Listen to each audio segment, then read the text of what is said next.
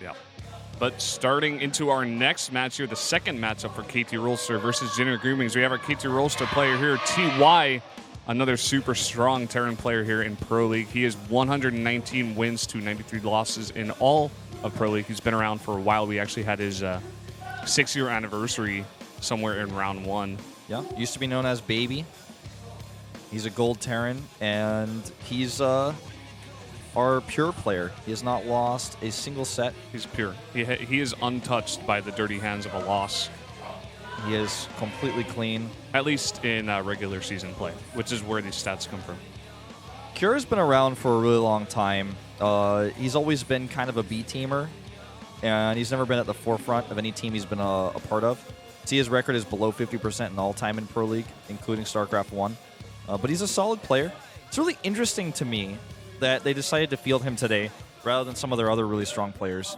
Well, maybe he's been doing really well in-house, and he's shown that he deserves this chance. Unfortunately for him, he's going to be going up against probably one of our best Terrans here. Oh, absolutely, man. And it's on Frost. Let's see what build these two players have prepared for this 4-player map. Will JINAIR Green Wings take the 2-0 lead, or is KT Rolster going to tie it up 1-1 here at the 2014 Pro League?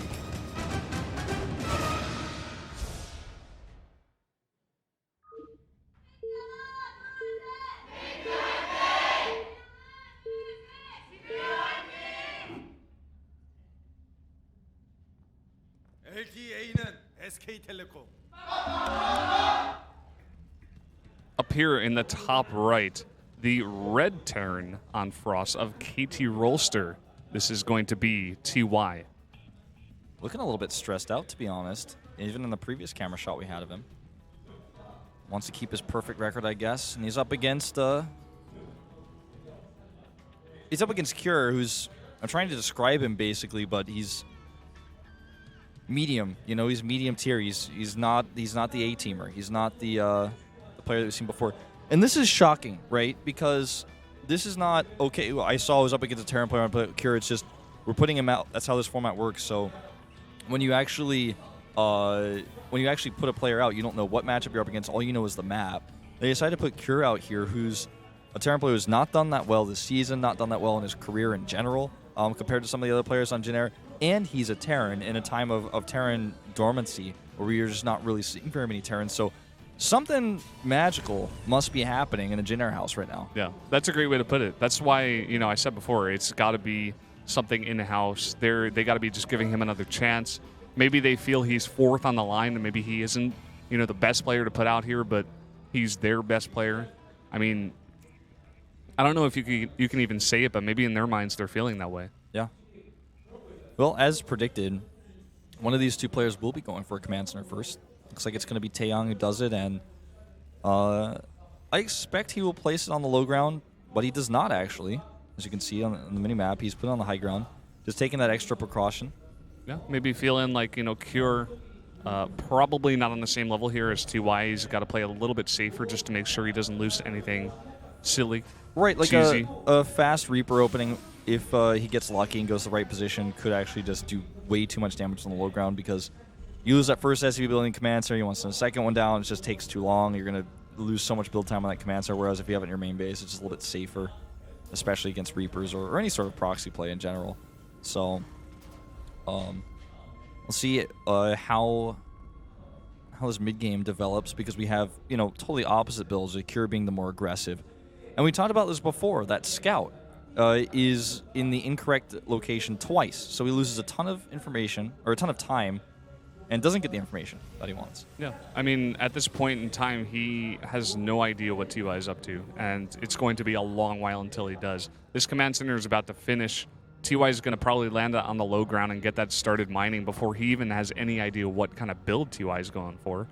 And on the other hand of things, Cure just now is starting his command center. He's going to be way behind in the economy. Yeah, and here's the other thing, Brendan. He's gone for a reactor expand, which is like the safest build, but it really hurts when you're playing the safest build against the riskiest build, and that's like the worst combination.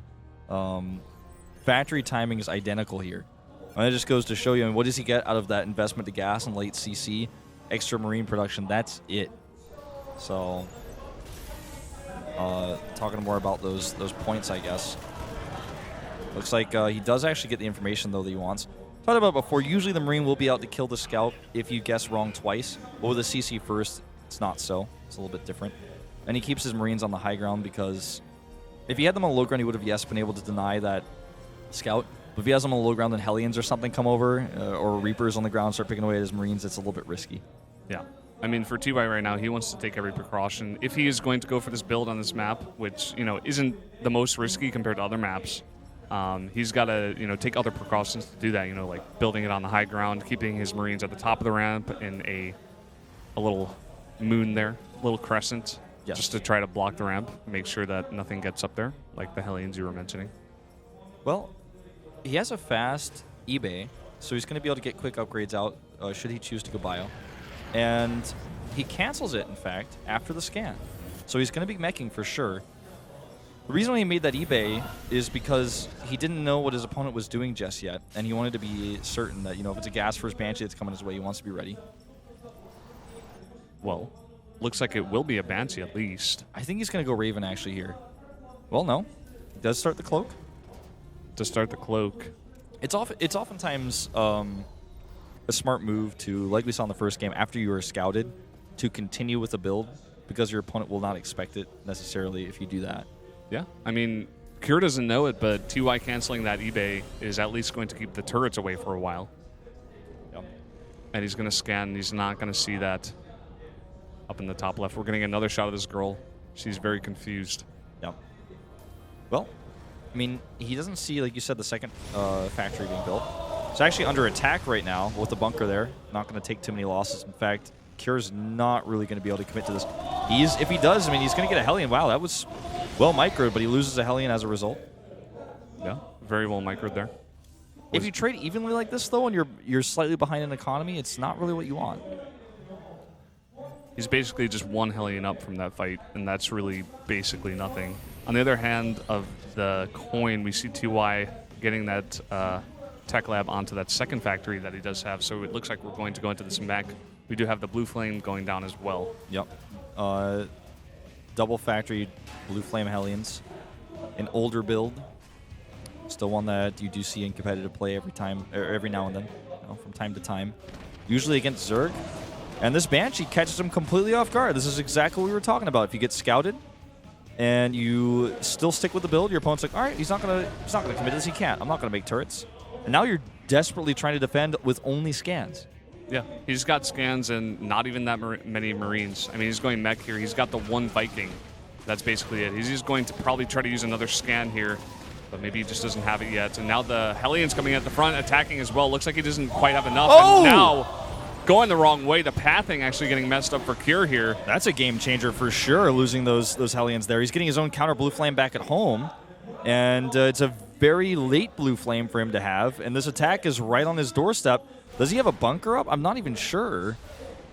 That Banshee will escape. Does have 3 kills. Yeah, the other Banshee getting 12.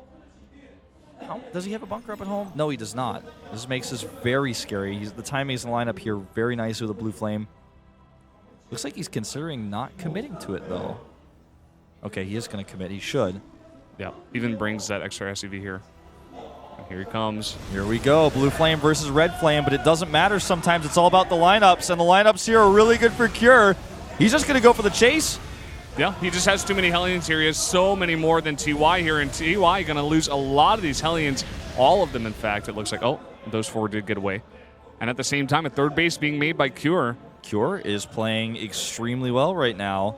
Massively ahead in this game now. The third command center, the damage did to the Hellions. Just in general, he's up 14 workers with the harassment that he was able to get done. What TY wants to do now is, of course, go for some harassment. He's going to go for a Hellion drop. The counter blue flame is complete, and we're going to have mech versus mech. It's just a massive lead, and the income is going to be insane for Cure. If you're a meching player, you know, any meching player will tell you the first step is to get the third base up, and then you're just able to produce out of so many factories, and your army gets maxed out so quickly. You need, though, the 5th and the 6th gas. It's so essential to this composition. Yeah, it's all about that gas, and so far, Cure is the guy who's getting that up. I mean, these Blue Flame Hellions are going to be really hard for him to defend on 3 base, but so far, I don't think he saw this just yet. Those Vikings could be in position. These Blue Flame Hellions going to be dropped. one actually, or two in the natural right now, not getting many kills, it looks like, and not even dropping here. They got to drop down and get as many kills as possible. TY seems to be playing a little bit off in some ways, but he's got this counterattack over here. He's got even Vikings on the ground, and he's basically saying, you better get down here right now. I'm bringing a little bit more than you expected. But even with these Vikings on the ground, there's just so much Hellion power, and TY cannot lift his Vikings to escape because there's a Viking force in the air waiting for him. Beautiful micro there by Cure.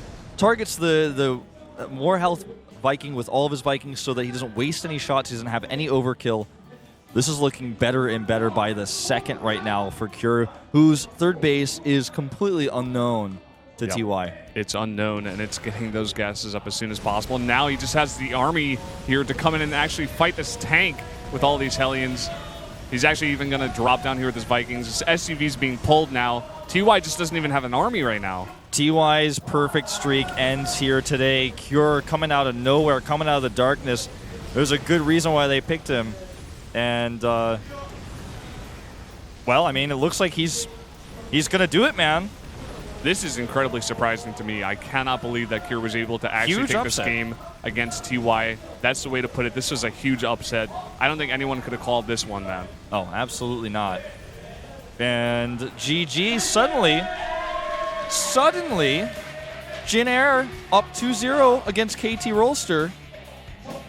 What are we witnessing? In two TVTs against Flash and TY. I'm like speechless. I'm nearly speechless. I'm just like, whoa. It was a very solid game by Cure. The third command center in itself was so bold. He was so confident in every single action he made that game. Yeah. I mean, you could just see it in his play. He was like, you have Blue Flame Hellions? So what? AoE is actually a bigger factor here. I'm going to chase you down and kill everything you have.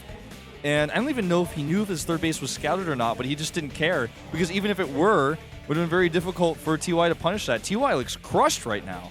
He looks like he's about to cry. I mean, after losing a game, Flash loses a game to Maru, and he has to go in there, and after losing that game to Cure, as like you put before, is just a medium guy, a kind of B-teamer who came in here, and now you beat, the only undefeated guy who is at the top of the winning bracket here in